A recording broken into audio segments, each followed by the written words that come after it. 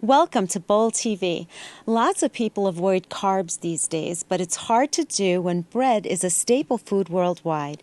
That said, bread is also high carb, now linked to a greater risk of weight gain and worse, disease. So what's a person who enjoys bread to do? Nutritionist Tanya Rosen joins me to tell us. Welcome, Tanya. Thank you. It's great to be here. This is a hot topic because, I grew up, we had Wonder Bread.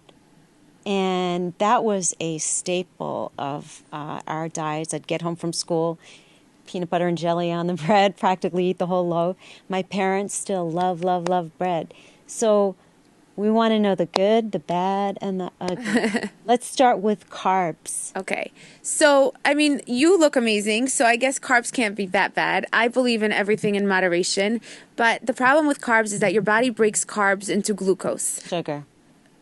Yes, correct, which leads to increased blood sugar levels, and then it makes you just hungry and makes you more likely to overeat. It also puts you, like you said, at a greater risk of disease like type 2 diabetes, heart disease, and increased body weight.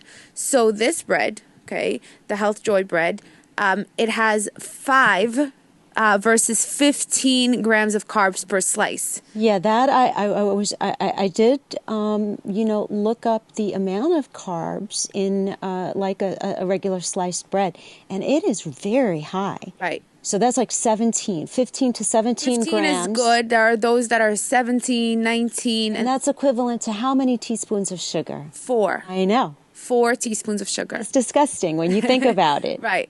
Really? Right. So this is low carb. Correct. So this is even something I remember I had interviewed Atkins when he was alive. He promoted the low carb, no carb is better for your health. This has how many carbs a slice? 5. Yeah. Much better. Much better. 100%. And right. 0 sugar. Right. That's what I loved about this. Very light on flour, light on all of the things that are bad for you. Right. So, at first I thought, a segment about bread, what are we going to talk about? But then I started to do some research and I thought, it's really interesting the way things have changed over the years. Right. Definitely. We've come a long way. Kristen Lawless wrote a book called Formerly Known as Food, and she's also a nutritionist like you. And I was curious, looked back at the book, and I even brought it with me. This is the book, Formerly Known as Food, about how the foods we enjoyed when we were children have changed over the years. It's loaded with more sugar now. So foods have changed because a lot of people say, well, I used to eat that when I was a kid. I'm fine. It's different today. Talk about that. And she does eat bread. Right. I also eat bread, and on my plan that I give to people, I absolutely put bread on their plan. And most people's reaction is, bread? Are you sure I'm going to lose weight? And I say, yes, you will lose weight. But things change because, yes, everything is full of sugar. Not only that, things are full of preservatives. Yes. So the whole goal is let's keep it on the shelves. We don't want it to spoil. Everything is filled with preservatives. The difference is that when the preservatives extend the shelf life of the bread. Correct. But they do the opposite to our own bodies. Like the shelf life gets extended, funny, yes. And then our own bodies, whatever the opposite of extended is. Break down. The difference is that when we were kids growing up, there were no other choices. Like this was it. So if you want to eat, this is what you eat. The difference is that nowadays we have so many choices. You absolutely don't have to settle for something that's not excellent for you. And, someone commented, I had written a promo and posted it on LinkedIn, and she said, well, avoid the store-bought sliced bread.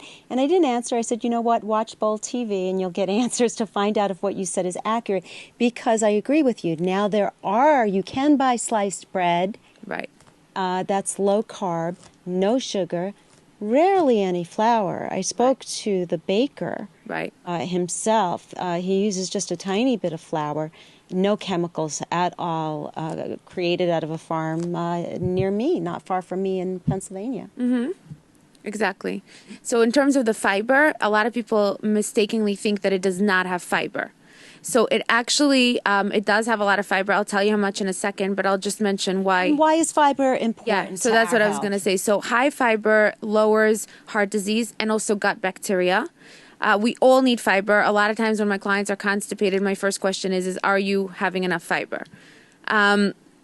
There is omega-3 also in every slice, and every Yes. single slice has 16% of the recommended daily values of fiber that we need. So just by eating one slice, you're already getting 16% of your daily requirements of fiber. So people get surprised. They're like, where's the fiber coming from if it's so low carbs? So it's actually coming from the flax seeds and the rye. And another advantage to fiber that most people don't know is that it regulates your blood sugar. So this way you don't have spikes in blood sugar where like you're suddenly craving something or suddenly starving. And it also decreases blood cholesterol. And what about sodium? I noticed there's almost 180 milligrams of sodium in some sliced bread. What Right. about this one? Yes, commercially prepared whole grain bread has 6 to 7 times the amount of sodium in this bread. So this bread has only 20 milligrams per slice, and that's to give you an idea in terms of recommended value. That's just 1% of the recommended value.